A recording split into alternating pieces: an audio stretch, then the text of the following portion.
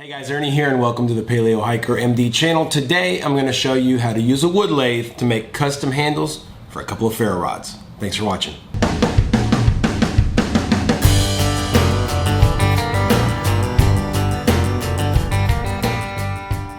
If you watch the channel much, you know that I love starting fires, and one of my favorite ways to do that is with a ferro rod. Recently made a ferro rod on my lathe, which is going out in my 10,000 subscriber giveaway, and I decided to go ahead and make another one so you could see the process on how I do that. Also decided to take the ferro rod that came on the side of my LT Wright GNS Scandi and add a little wooden handle to it. First thing you want to do is get your blanks of wood, find the center, drill a hole in the center the size of your particular ferro rod, and either epoxy them in. And you'll see in a little while that the epoxy actually failed on one of these when I got a catch on my lathe, and that was my fault, but you guys will see that here in a little bit. I ended up using CA glue for this one, and I find CA glue is actually stronger than epoxy, so I think I'm gonna start using a lot more. I'll show you guys how I made this one first. This is out of a piece of maple from my yard that fell. Took a little piece of it that fell probably about 2 years ago, dried out really, really good.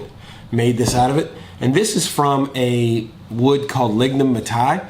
It's one of the hardest woods out there. I bought it specifically to make some blade guides for my bandsaw because it works so well because it's so hard. I went ahead and made a small little handle for this ferro rod. Did not go as planned, as you'll see in the video. So let me show you guys how it went. So just chucked up my piece here. Use a little paper towel to protect the ferro rod so it doesn't get marred here. Just using a rough and gouge to basically just round out my blank here. Has a really nice color there, but I lost it once I got deeper into the wood. This is a little carbide tip. Start to carve out the shape that I want. Need to sharpen it. It's not quite as sharp as it needs to be. Creating the shape there. Just finishing off the end. Remove the live center there just to give myself access. I like the way it turned out. Got my skew chisel here trying to just smooth it out. Didn't work super well. Skew chisel, for whatever reason, I think this wood just didn't want to be too smooth. Here's a spindle gouge. It'll be my friend here in a little while. Clean up a little bit and sand through the grit. Start pretty aggressively. I think that's about 80 grit. Then I just move steadily through the different grits. Use that 80 grit to get it as smooth as I want it. Between sandings, I always make sure and blow off with the compressed air. Go 150, 240, 320, I believe, 400, and the final is 600.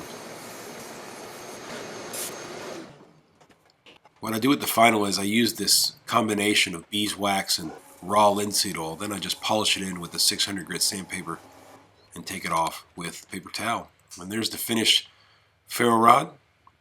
Turned out very nice. Easy to hold. Pleased with it. This is the second one. Things get a little more interesting.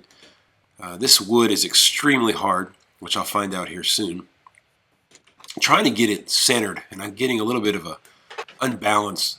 So I create a little center punch here, and I try to use the live center to help me kind of make it run as true as possible.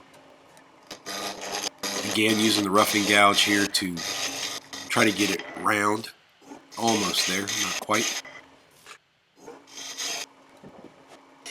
And here I get the spindle gouge. This is where things get a little interesting. The way I sharpened it, I think, was a little bit wrong. It's very aggressive, as you can see. And right about here, I get a major catch. Now, I don't really realize it. Here's the catch. Ooh, nice little catch. I don't really realize it here, but I start to get the blank rotating. You can see there it is. It broke. Figured that out. I'm not very happy. So I took it over to the bandsaw, cut off the piece, and I drilled another hole, just made it shorter, and I attached it this time with CA glue, which worked really well. I was also much more careful using the carbide tip tool here, making very light passes, trying to get it down to where I want it, not be as aggressive so that I don't create another disaster. And it actually turned out very well. Shorter than I wanted, but worked just fine. Moved it out here so I could finish off the front there, And once again, just start going through the different grits with sandpaper. Didn't have to use a 60 grit, just started with 150 grit on this one. Turned out really well. This particular wood is very, very dense and polishes up super nice. Really happy with it. Hard to work with, that's why I caught that catch, but turns out beautiful. Here I am again with the wax and raw linseed oil for polishing. Take it off the lathe and show you guys. Really, really happy with it. I think it turned out really nice.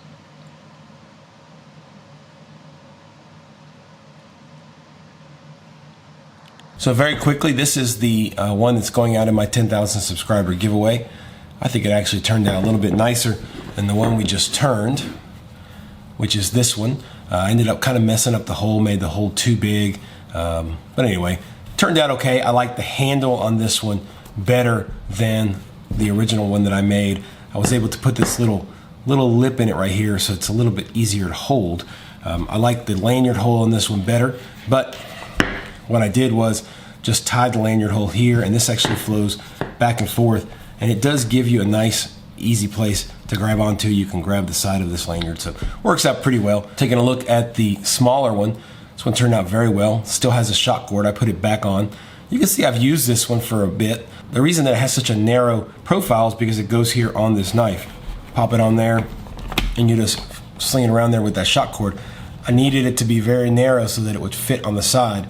If it was really bulbous and kind of big up here, it wouldn't fit on the side. But you can see it works very, very well. Very happy with how this turned out.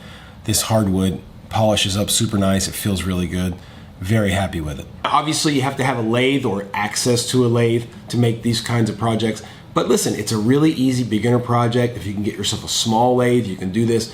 If you have a buddy who has a lathe, say, hey, I'd like to learn a little bit. Can you show me how to do some lathe work? Maybe we can make a couple of handles for my ferro rod. Really, really simple. All you have to do is attach them to the wood and make a simple profile, whatever it is you want to do. Possibilities are endless. You can absolutely make the handle any way you want, for any size hand, for any size ferro rod.